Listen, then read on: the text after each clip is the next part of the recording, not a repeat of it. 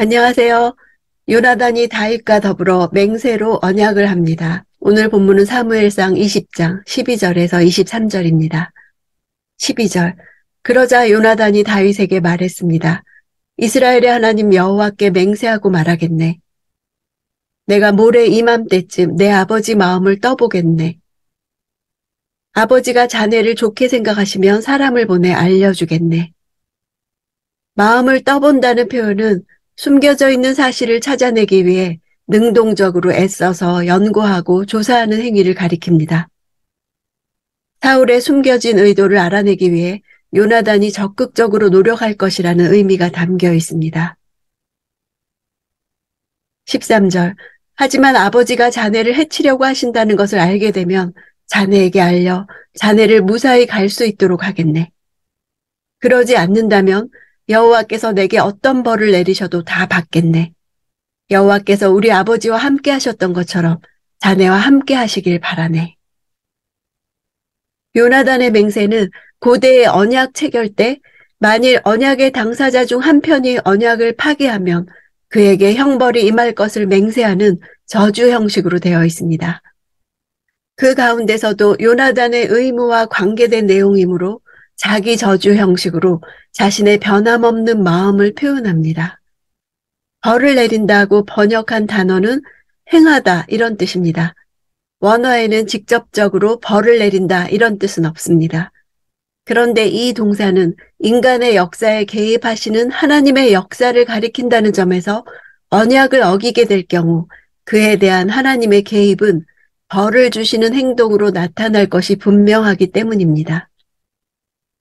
함께 하신 것 같이 함께 하시기를 원하노니 사울과 다윗에 대해 같은 동사가 반복됩니다.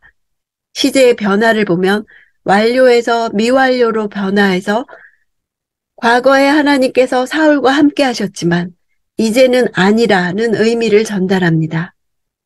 반면에 다윗에 대해서는 지금부터 계속해서 하나님께서 다윗과 함께 하실 것이라는 기원의 의미를 전달합니다. 이러한 형식의 표현은 역사서에서 왕권이나 지도권이 한 사람에게서 다른 사람에게로 이양되는 과정에서 주로 나타납니다.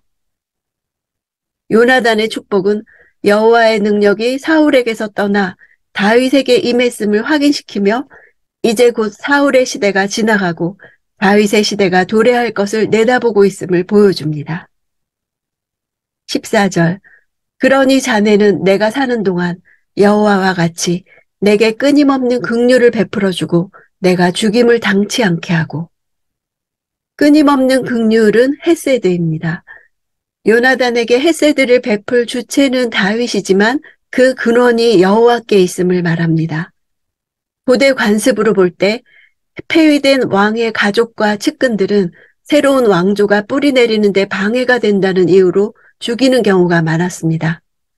생명의 위협 앞에 도망하고 있는 다윗에게 오히려 자신의 생명을 지켜달라고 부탁하는 것은 다윗이 비록 쫓기는 처지이긴 하지만 하나님이 그의 편에 계시는 것을 믿었기 때문입니다.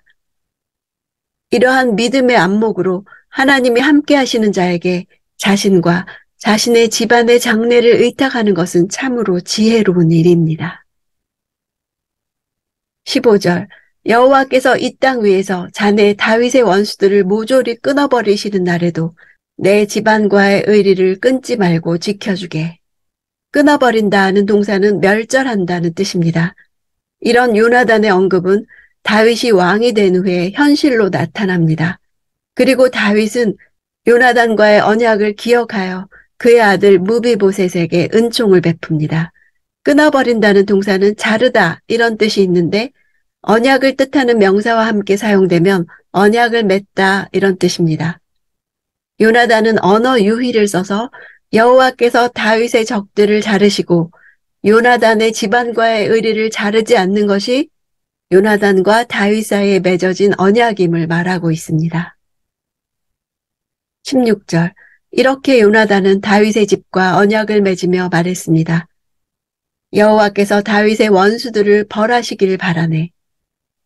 언약을 맺다 동사가 자르다라는 동사와 함께 쓰이는 것은 고대의 언약 방식에 기원을 둡니다. 고대 근동에서 언약을 맺을 때에는 동물을 반으로 잘라 그 쪼갠 고기 사이로 언약의 당사자들이 지나감으로써 언약이 체결되었기 때문입니다. 요나단의 말은 번역이 잘못된 말입니다. 원문은 여호와께서 다윗의 원수들로 하여금 다윗을 벌하시길 바란다는 뜻입니다. 언약적 저주의 형식을 이해 못한 데서 온 오역입니다. 공동 번역은 야훼께서는 자네 원수의 손을 빌어 책임을 물으실 것일세로 의미를 잘 전달하고 있습니다. 고대 언약 체결 시 맨 마지막 과정은 언약을 파기한 자에게 임할 저주를 기원하는 것이었습니다. 22절 그러나 만약 그 소년에게 보아라 화살들이 내 앞쪽에 있다라고 하면 자네는 자네의 길을 떠나게 여호와께서 자네를 떠나보내시려는 뜻인 줄로 알게나. 다윗이 사울의 위협을 피해 도망가는 것은 근본적으로 사울에 의한 것이 아니라 여호와에 의한 것이므로 안심하라는 위로의 내용입니다. 죽음의 위험에 처한 다윗의 상황도 여호와의 역사로 인정하는 요나단의 신앙적 관점이 담겨져 있습니다. 다윗은 사무엘이 그에게 처음 기름 부었을 때 왕으로서 감정적으로나 지적으로 준비되지 않았었습니다. 광야 들판에서 시간을 보내는 목동에 불과했고 그곳에서 아버지의 양들을 치고 보호하는 법을 배우고 있었습니다. 그리고 세월이 흘러 어느 날 하나님의 백성 이스라엘을 보호하고 지키는 왕으로서의 자리에 오르게 됩니다. 하나님의 시작의 끝은 다음 단계의 시작이고 이 두 단계는 우리가 앞으로 전진할수록 이겨내야 하는 여러 가지 순간들로 이루어집니다. 역경과 대가를 지불하는 일들이 어떻게 함께 어우러져 하나님의 목적을 이루어가는가를 배워야 합니다. 각각의 단계에서 다윗에게는 압박을 가하는 여러 가지 시험들이 있었으나 모든 것을 하나님의 때에 이루시는 하나님이 계셨습니다. 불안정하고 위협적이며 이해하기 어려운 사울왕도 만났으나 헤아릴 수 없는 사랑을 보여준 요나단도 만났습니다. 다윗이 많은 사람의 리더로 왕이 되는 그날에 이 모든 뿌려진 씨앗들의 결실을 거두게 될 것입니다. 나의 삶에 현재 뿌려지는 수많은 씨앗들도 그렇게 거둘 것을 생각하며 살기 원합니다.